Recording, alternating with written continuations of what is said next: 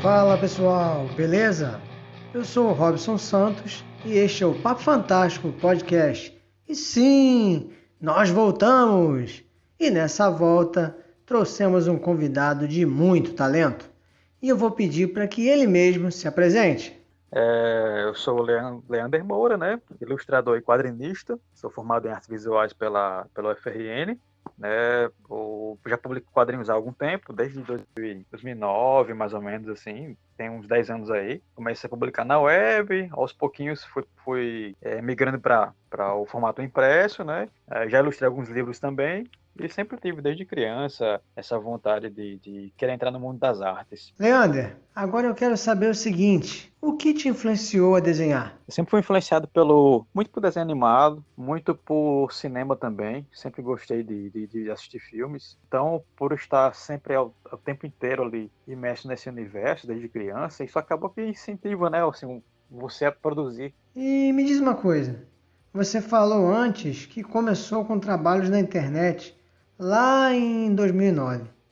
Conta pra gente um pouco desse seu início. Bom, Robson, de fato eu comecei a publicar em 2009, né? Ali eu estava na faculdade, segundo ano ainda de artes visuais, mas era uma coisa mais assim, mais rudimentar mesmo. Comecei a publicar dentro de um projeto com alguns amigos, dentro de um coletivo, né? Publicava ainda no site de jornalismo cultural. Isso foi histórias curtinhas mesmo, assim, ver alguns projetos da universidade, né? Que eram coisas curtas também, mas não com grandes pretensões, né? Só em 2012, 13, né, aí que a gente começou a publicar de forma impressa, né, de publicação independente mesmo, sem editor e tal, assim. Isso foi uma coisa que na época não tinha ainda rede social, acho que o Facebook estava começando a ficar popular, o próprio Instagram não existia, tinha blogs, sites, né, então isso era mais complicado também. Estava começando o acesso a ficar mais fácil, né, a internet estava começando também a banda larga, né, estava mais acessível e também estava Certo. na correria de faculdade, né, e tudo, e era mais complicado de produzir bastante. Eu produzia menos, né, nessa época, assim, 2009, eu estava retomando a produção para valer, 2009 para 2010 e 11. Aí que o negócio realmente decolou de vez. Leander, quando nós conversamos em off, você disse que um de seus trabalhos repercutiu primeiro. Vamos falar sobre ele agora? Foi o Horas Escuras, não é isso?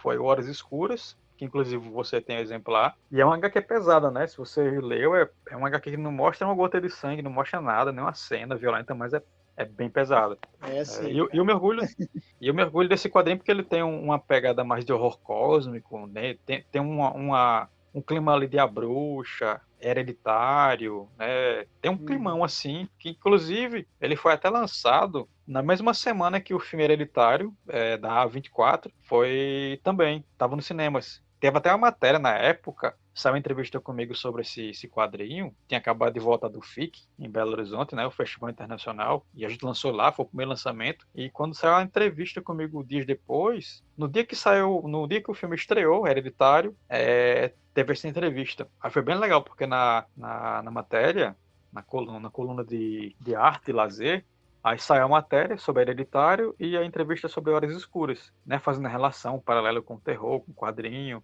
E curiosamente o quadrinho lembra muito o filme e vice-versa. Mas aí tem a questão das influências tanto do diretor como as minhas também são muito semelhantes, assim, eu achei bem legal, assim. E é um quadrinho pesado. Teve gente que ele foi ler para dormir, o negócio foi bem complicado, assim. Aí esse, assim, se eu pegar todos os trabalhos anteriores a ele, a Horas Escuras, assim, eu considero Horas Escuras o primeiro trabalho, assim, que realmente teve uma repercussão grande, assim, ele foi o trabalho que eu posso dizer que seria o estopim para o que hoje eu estou ficando mais conhecido na cena nacional do quadrinho e tal, assim. Acho que ele foi um pontapé bem grande, assim. Você também fez trabalhos para a editora Clock Tower. Conta aí pra gente como foi esse contato com a Clock Tower. Bom, isso foi até uma coisa curiosa com o Clock Tower, que foi o seguinte. Na época do Love and Omicron, o quadrinho, né? Eu estava terminando o quadrinho já, acho que isso foi de 2015, e saiu uma notícia no Facebook, eu acho que alguém compartilhou um link, eu não lembro quem foi, ou se foi no Google, de que sairia um livro sobre o Rei de Amarelo, né? Aliás, o livro, na verdade, a tradução do livro original para o português. E, ao mesmo tempo, também ia sair um quadrinho, que foi da editora Draco. Aí só que eu mandei, na época, um e-mail por engano, né? Eu mandei um e-mail pensando que seria o quadrinho, né? Pensando na proposta de fazer alguma coisa assim, sei lá, fazer uma história, né? Dentro daquele universo. Aí só que eu mandei um e-mail por acaso para Clock Tower, por engano Ué, foi mesmo. sem querer, então. Foi meio que sem querer. Aí eles gostaram, né? Foi o Denilson lá, ele gostou do meu portfólio, viu? Acho que imagem no Facebook também, no DeviantArt também. Gostou e eles, não, mas aqui vai ser o livro mesmo, né? Vai ser a tradução do livro, não vai ser um quadrinho. Aí ficou nisso, né? Assim, eles, mas se você quiser divulgar alguma coisa do seu trabalho, aqui a gente compartilha em Facebook e tal. A gente gostou muito, seu trabalho relembra mesmo, assim, aquele traço característico da ilustração do século XIX, século XX, né? Autores ali do John Buscema, a fase clássica do Conan, coisa assim. A minha escola é essa mesmo, assim, traço mais pesado, né? Você vê. Foi engraçado. Aí, tanto é que a capa deles, a capa do livro original, seria amarela, totalmente amarela. Era só acho que o logotipo, não sei se você lembra, era o logotipo e o nome do autor, somente. Aí, quando eles viram aí, vou fazer uma ilustraçãozinha aqui no sketchbook do Rei de Amarelo. Fiz no sketchbook, ainda tem até a ilustração original, um papel bem fraquinho, não é nem papel apropriado para uma pintura mesmo, não. Assim, é um papel quase sulfite, num caderninho de rascunhos. Aí eu mostrei, ele pirou assim. Ele, rapaz, aí você podia autorizar essa imagem para gente tirar a capa do livro. Aí eu disse, bora. Aí ele pagou lá o valor, e nisso, surgiu o convite para ilustrar o livro seguinte, que foi o Mundo Sombrio, História de Mick Cthulhu. Isso, Aí foi do fazer Robert Howard. do Robert Howard, exatamente. Aí que foi um desafio enorme também, porque como o livro, salvo engano, não tinha saído nenhuma edição ainda em língua portuguesa, né? Se você procurasse na internet informações sobre o livro, né, ilustrações que ele influenciassem, inspirassem para criar as ilustrações dessa edição, e foi um trabalho assim de peneira mesmo, assim. Eu não achei quase nada mesmo assim. Então foi bem complicado na época, assim, mas foi prazeroso de fazer também, de ler todo o material original, né? E lembro até de receber e-mail dos editores dizendo que quando eles viram as ilustrações, né, as primeiras ilustrações que eu mandei, as 2 ou 3 primeiras, pareciam para eles que estavam lendo uma coisa do século passado, assim. Remetiam tinha uma hora de pesadelo, de sonho, uma coisa meio onírica, assim. Eu achei muito massa, assim, bem legal.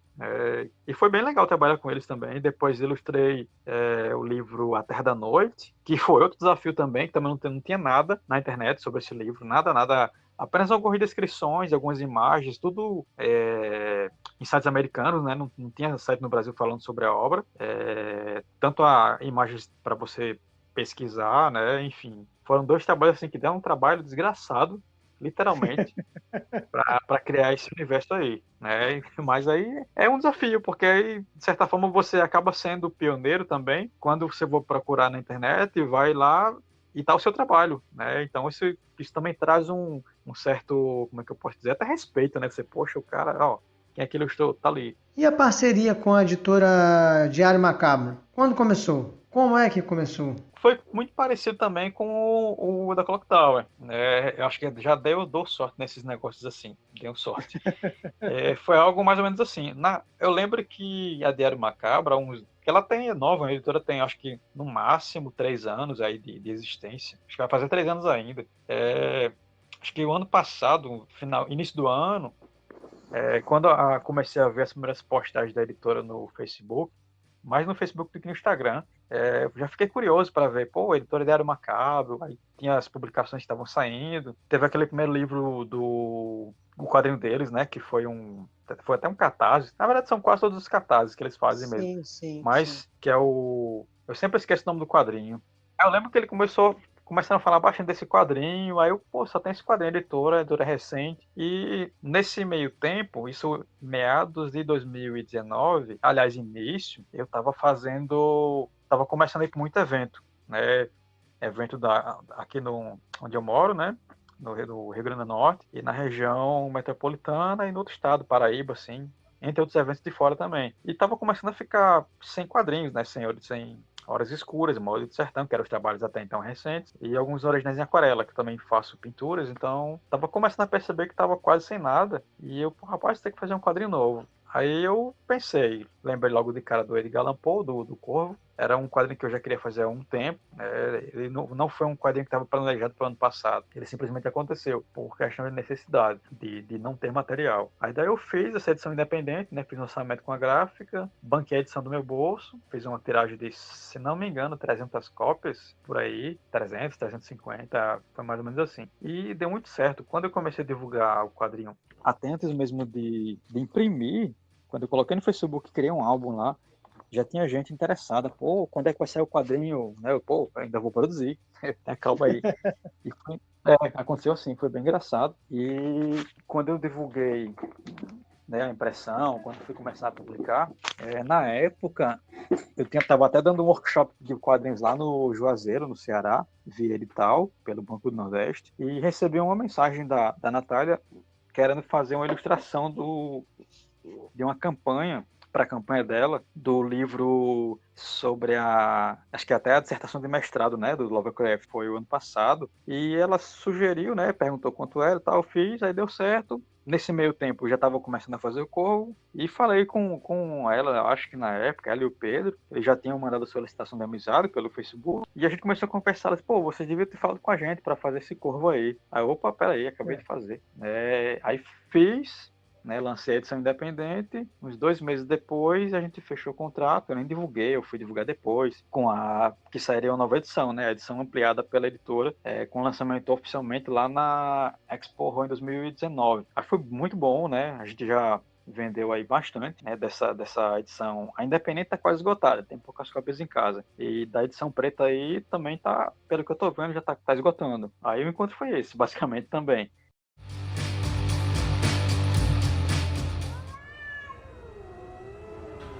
Dizem que em Utah, que fica além do rio Sky, é proibido matar gatos. E parece-me fácil acreditar nisso enquanto observo o espécime que ronrona em frente à lareira. O gato é um animal críptico e afeito a coisas estranhas, invisíveis ao homem. É a alma do antigo Egito e o guardião de histórias vindas de cidades esquecidas em Meroe e Ophir.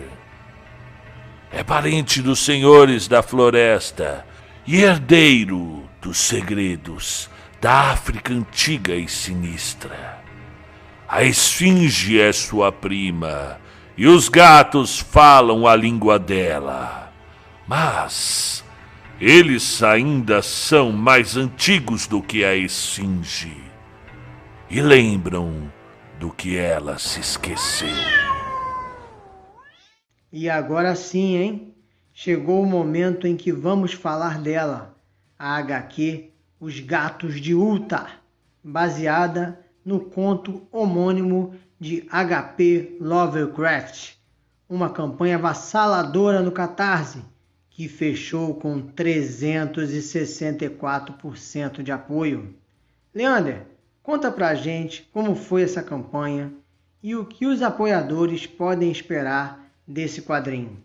Os Gatos de Utah foi algo também bem bizarro.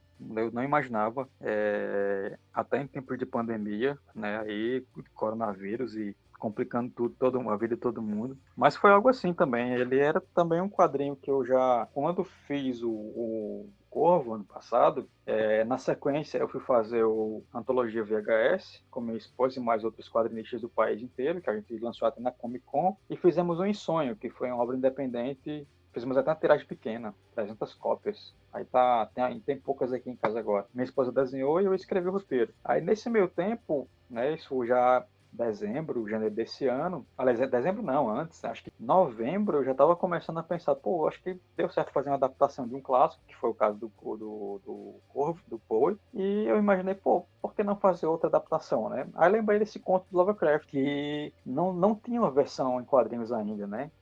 Com exceção de algumas pequenas versões para a internet feitas por fãs mesmo, assim, coisa de fanfic, algo do tipo. Nada tão, digamos assim, entre aspas, profissional, com acabamento legal, tal, contando a história bem certinha, amarradinha, começo, meio e fim, uma história mais longa. E quando eu pô, tá em domínio público, bora fazer, né? Aí eu sugeri a proposta para a editora, eles toparam e a gente foi começar a trabalhar. Então, em novembro eu já tinha bastante coisa, todas as imagens de extras que foram praticamente todas aí adquiridas durante a campanha, né? Aquarelas, enfim, já foi tudo produzido antes. Né? No meio tempo fui produzir o roteiro, fui escrever a história e desenhar. E entre janeiro, fevereiro, praticamente em plena pandemia. Então, quando a gente começou a campanha, era uma coisa que eu queria fazer há algum tempo, né? Eu já tinha participado de cartazes anteriores, em antologias, VHS, visualizando citações, né? Mas não sozinho, né? Nesse caso, um autor e editor. Então, já foi um desafio maior. E a ideia era fazer um catarse só quando todo o material estiver pronto. Né? Ou seja, tanto a parte mais grosseira mesmo da história, né? Da publicação, o roteiro, o desenho, enfim, deixar de só pós-produção mesmo, assim, possivelmente colocar o texto, cor não, na verdade tem que ser feito antes, diagramação, enfim, só essa parte mais burocrática e de finalização que seria o ideal. E foi o que foi feito, né, desse jeito. A gente começou a campanha, era para ter sido em abril, mas aí a pandemia já estava ficando cada vez mais forte no país, no mundo inteiro, na verdade, e a gente segurou um pouco para ver como é que seria essa questão aí, né, muita gente passando necessidade, né, financeira e saúde nem se fala. Então a gente esperou um pouco, aí quando foi finalzinho de abril, a gente divulgou a data para início de maio. E simplesmente nos 3 dias iniciais de campanha a gente chegou em 100%. Então já foi assustador. Né? Eu fiquei bem surpreso. Não imaginava que conseguiria 100% nesses dias iniciais. A ideia era ficar sossegado na produção para conseguir divulgar bastante o projeto, né, em todas as redes sociais, grupos de WhatsApp, Facebook, e jornais, matérias, enfim, para conseguir pelo menos 100% na última semana de campanha. Mas aí chegou a 364%. Aí foi bem legal. Teve essa coisa de, poxa, não, vamos capa dura, não sei o quê. Aí a gente ficou pensando nessas possibilidades, vendo os orçamentos aí. Fiquei bem feliz também, não só o fato de ter conseguido, Robson, viabilizar o projeto, mas pelo engajamento também da galera. Teve muita gente que compartilhou a campanha em suas redes sociais, Instagram, Facebook, em grupos de WhatsApp também fiquei sabendo. Saíram muitas matérias em sites, blogs, sites grandes como o Omelete, Universo HQ, no site Boca do Inferno, que é o maior portal de terror da América Latina. Saiu entrevista faltando acho que uns 3 dias, num jornal aqui do estado também, a Tribuna do Norte. Também isso aliado ao produto que vai ficar muito bonito, né? Assim, modéstia à parte, vai ficar muito bonito mesmo assim a impressão da HQ. Vai ser uma edição aí com pelo menos 84 páginas, né? Tem material extra, colorido. Mas assim, eu estaria muito preocupado se eu fosse entregar um trabalho sem pesquisa, né? Sem estudo, sem um trabalho. Não um acabamento de impressão, né? Que é importante, claro. Mas por entregar uma história legal, assim. Eu me preocupo a cada novo trabalho, a cada trabalho, fazer o melhor que eu posso, né? Tanto na história, no desenho, mas enquanto narrativa mesmo. Então, eu fico feliz por saber que os apoiadores vão receber um trabalho que foi feito durante alguns meses aí, pelo menos 6 meses, e com total dedicação, assim. Foi feito, né? Fiz várias revisões, né, durante o trajeto para entregar o meu melhor naquele trabalho. Então acho que vai valer a pena. E agradeço muito pelo apoio de todo mundo que compartilhou, que apoiou o projeto, na verdade, também, né? E é isso aí. Termina um e já começa outro. Já tem coisa nova. Bom, infelizmente nosso tempo está acabando. Então eu peço para que você faça suas considerações finais e diga para a galera como te encontrar aí pela internet e como encontrar o seu material. Eu já agradeço de antemão pelo convite, é uma honra ter esse papo aí, fazer esse papo, essa conversa sobre algo que a gente percebe que é cada vez mais difícil, né, do mundo e no nosso país, né, disseminar a cultura, a informação, a leitura, a pesquisa, a arte de modo geral. É fantástico ter esse canal, né, trocar uma ideia com a galera. Eu sempre gosto disso também, por ser o autor mais de quadrinhos, de ilustração, um autor, acho que é sempre o contato com o público é excepcional. Então, assim, para encontrar é fácil, Facebook e Instagram, se você procurar Leander Moura, não tem outro, só tem esse, é o único mesmo. Você pode colocar na Instagram e Facebook, Leander Moura, pode mandar mensagem, né, no privado mesmo, responde direitinho. bonitinho. As HQs também você pode pegar com editora no site, no caso do Corvo, e os Gatos de Útero agora também vai estar lá, né? Quando todos os apoiadores receberem seus exemplares, também vai ter exemplar no site e comigo também. Para quem não conseguiu pegar, então vai ser impresso uma quantidade a mais, beleza? Beleza. Muito obrigado, Leander, pela sua presença. Nós ficamos por aqui e valeu. Tchau, tchau. Valeu. Tchau, tchau. Bem, galera, esse foi o episódio número 3 do Papo Fantástico. Espero que vocês tenham gostado e peço que divulguem o programa através das redes sociais. O podcast está disponível no meu site, que é o robsonsantosescritor.wordpress.com, no Spotify, Megafone e no Deezer. Antes de encerrar, eu gostaria de agradecer ao Marcelo Fávaro por ceder a sua narração de Os Gatos de Ultar. Ele tem um canal no YouTube chamado Conta um Conto, em que ele narra diversas histórias. Um canal excelente. Se você não conhece, vai lá, assina o canal para ficar sabendo das novidades. O link vai estar no post. E é isso aí. Um abraço e até a próxima, se Deus quiser.